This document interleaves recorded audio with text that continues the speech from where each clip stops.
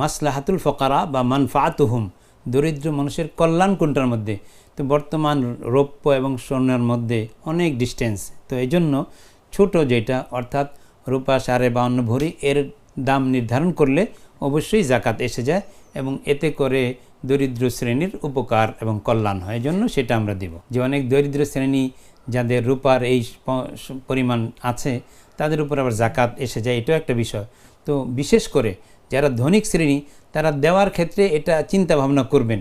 আর যারা গরিব শ্রেণী তাদের আপনার এই পরিমাণ থাকলেই জাকাত ওয়াজিব হয়ে যাবে, এই বিষয়টা এভাবে না, বরং তারা স্বর্ণের হিসাবে করবেন, মানে হিসেব করবেন। তাহলে ব্যালেন্স রইল যে আমাদের যাদের প্রচুর রয়েছে ধনসম্পদ আছে যাদের, তারা ওই রূপার হিসাবে জাকাত আদায় করবেন। আর ওদের গ্রহণের ক্ষেত্রে যে ওদের কাছে স্বর্ণের পরিমাণ নিসাব তো নেই, তাহলে এরা গ্রহণ করতে পারবে।